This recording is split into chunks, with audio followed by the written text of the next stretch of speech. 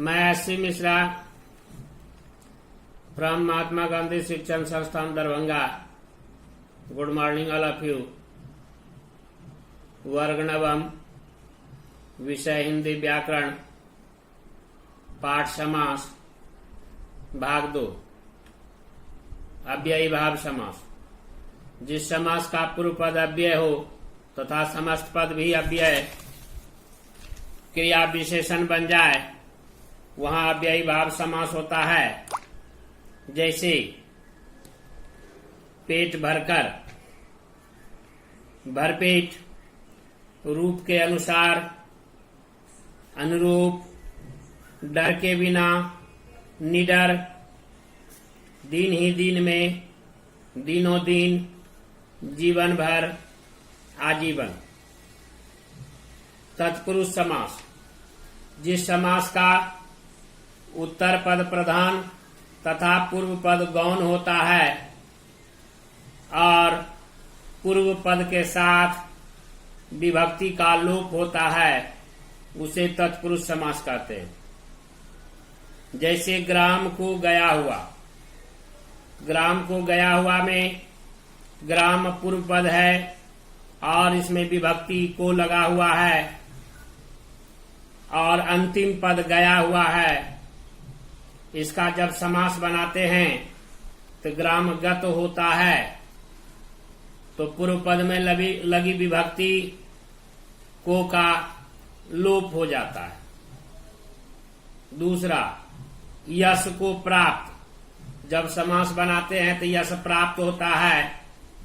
यश को प्राप्त में यश प्रथम पद है और इसमें को विभक्ति लगा हुआ है। समास बनाने के बाद को का लोप हो जाता है, सिर्फ यश प्राप्त बच जाता है। भय से भीत में भय प्रथम पद पूर्व पद है और उसमें से विभक्ति लगा हुआ है। जब समास बनाते हैं तो भयभीत होता है और प्रथम पद से विभक्ति का लोप हो जाता है। इसी प्रकार कर्म में वीर, कर्मवीर, देश की रक्षा, देश रक्षा, पाठ के लिए शाला, पाठशाला।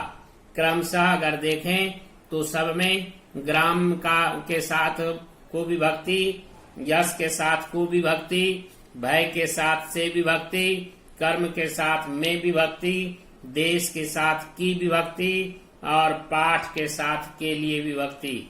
सबका क्रमशः समास बनाने पर लोप हो जाता है और प्रथम पद गौण होता है, अंतिम पद प्रधान होता है। इसलिए यहाँ तत्पुरुष समास है। अब तत्पुरुष समास के साथ जो और अन्य दो भेद जुड़े हैं वह हैं कर्मधारय और द्विगु। कर्मधारय समास। जिस समास का पूर्व पद उपमान और उत्तर पद उपमेय हो वहां कर्मधारय समास होता है। तो उपमान का अर्थ विशेषण, संज्ञा या सर्वनाम की विशेषता बताने वाले शब्द को विशेषण कहते हैं और उपमेय का अर्थ विशेष्य।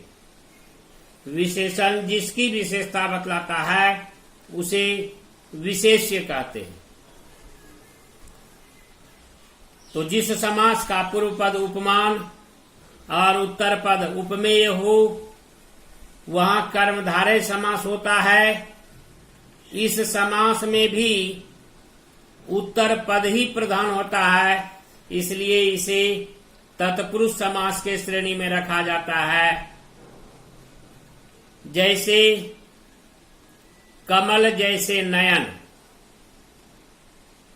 इसमें प्रथम पद कमल है और अंतिम पद नयन है। कमल विशेषण है,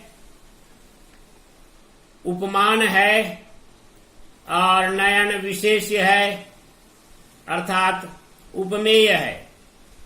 और समास बनाने पर कमल नयन होता है।